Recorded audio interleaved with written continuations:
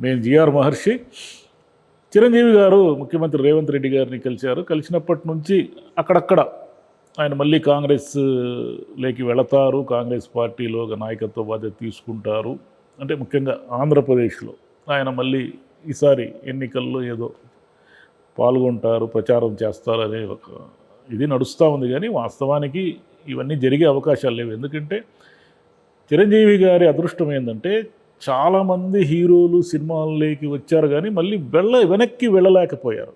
అంటే ఎంజీఆర్ కానీ, ఎన్టీఆర్ కానీ వీళ్ళందరినీ ఒకసారి మనం అందరినీ చాలామంది రాజకీయ నాయకులు తీసుకుంటే ఇప్పుడు వాళ్ళందరూ కూడా వచ్చేసి రాజకీయాల్లో కింద మీద పడి పవర్లోకి రావడము, పవర్లోకి రాకపోవడం ఇవన్నీ జరిగిండొచ్చు. కానీ మళ్ళీ వాళ్ళు తాము సినిమా హీరోగా మళ్ళీ వెనక్కి వెళ్ళలేకపోయారు. చిరంజీవి గారికి అదృష్టం దక్కింది. ఈవెన్ కమల్ హాసన్ గారు కూడా ఏదో పోటీ చేసి అది ఇది చేశారు కానీ ఆయన సినిమాలు కూడా ఏం పెద్దగా ఆడడం లేదు. కానీ చిరంజీవి గారిని తెలుగు ప్రజలు ఎంతగా ఆదరించారంటే ఆయన రాజకీయాల్లో ఒక ప్రయోగం చేసి ప్రజారాజ్యం పార్టీలో 18 అసెంబ్లీ స్థానాలు గెలిచిన తర్వాత కేంద్ర మంత్రిగా వెళ్ళి ఇవన్నీ చేసి ఇక రాజకీయాలు తనకు వద్దు, సినిమానే తనకు చాలు అనుకున్నా కూడా ఆయన సినిమాల్ని సూపర్ హిట్ చేసి ఆదరించారు. అంటే తెలుగు వాళ్ళకి ఆయన పట్ల ఉన్న అంత అభిమానం.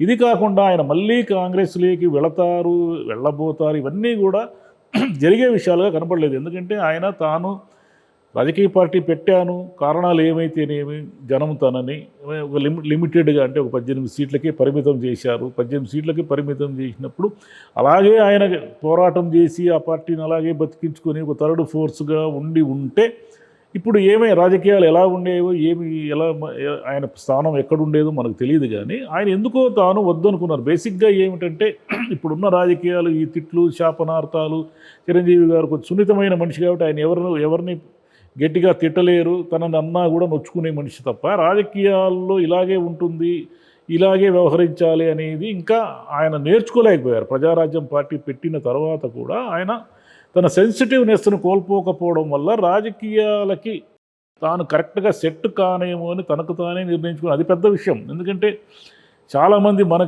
మనం అద్భుతాలు చేసేస్తామని చెప్తూ ఉంటారు పక్కన ఉండేవాళ్ళు.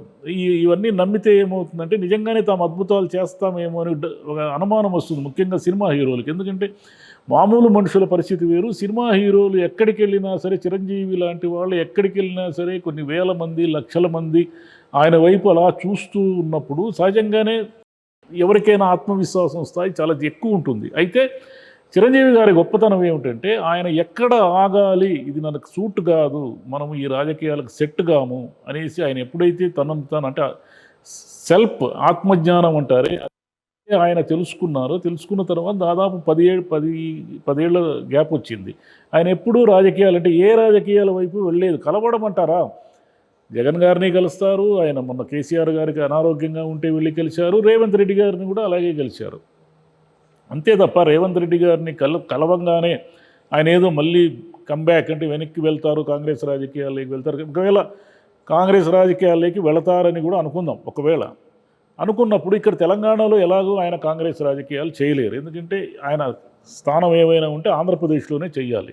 ఆంధ్రప్రదేశ్లో చెయ్యాలంటే అక్కడ కాంగ్రెస్ చచ్చిపోయిన కాంగ్రెస్ని ఆయన ఏం బతికించడం అనేది ప్రాక్టికల్గా కష్టం. ఇంకోటి ఏమిటంటే తమ్ముడు ఇటువైపు టీడీపీ అలయన్స్లో ఉన్నాడు. అంటే తమ్ముడికి వ్యతిరేకంగా మాట్లాడాలి ఒకటి. రెండవది ఏమిటంటే షర్మిల గారిని అక్కడ వేస్తామంటున్నారు కాబట్టి షర్మిల గారితో ఆయన కలిసి పనిచేయాలి. అంటే స్టార్ క్యాంపెయినర్గా ఉండే స్థాయి కాదు ఆయన ఒక లీడర్, ఒకప్పుడు పార్టీ అధ్యక్షుడు, పార్టీ నాయకుడు. కాబట్టి ఆయన ఏమీ వద్దనుకొని ప్రశాంతంగా సినిమాలు చేసుకుంటున్నారు. సినిమాల్లో ఆయన ఒక సంతృప్తి కానీ, ఒక ఆనందాన్ని కానీ, ప్రేక్షకుల ఆదర అభిమానాలు ఇప్పటికీ అంటే ఈ వయసులో కూడా ఆయన చిరంజీవి గారు మామూలుగా ఇంత వయసు వచ్చిన తర్వాత ఒక హీరో మళ్ళీ ఒక రేంజ్ స్టార్డమ్లో ఉండి ఒక రేంజ్ బ్లాక్ బస్టర్లు కానీ కలెక్షన్లు కానీ తెచ్చుకోగలగడం అనేది చాలా సినిమా చరిత్రలో చాలా తక్కువ సంఘటనల్లో మాత్రమే జరిగింది. ఆయనకి అదృష్టం అది. ఎందుకంటే ప్రేక్షకులు ఇప్పటికీ కూడా ఆయన సినిమా అంటే ఇష్టపడుతున్నారు, ఇప్పటికీ కూడా ఆయన సినిమాని ఆదరించి నెత్తిని పెట్టుకుంటున్నారు. కాబట్టి ఆయన ప్రశాంతంగా సినిమాలు చేసుకుంటూ ఆయన ఉంటారు తప్ప మళ్ళీ రాజకీయాల రొచ్చులోకి వచ్చి వాళ్ళని తిట్టి వీళ్ళని తిట్టి వాళ్ళతో అనిపించుకొని వీళ్ళతో అనిపించుకొని ఇవన్నీ తలకాయ నొప్పులన్నీ తెచ్చుకుంటారని ఆయన అభిమానులు అనుకోవడం లేదు. బహుశా చిరంజీవి గారి అభిప్రాయం కూడా అదే అయి ఉండొచ్చు. Thank you.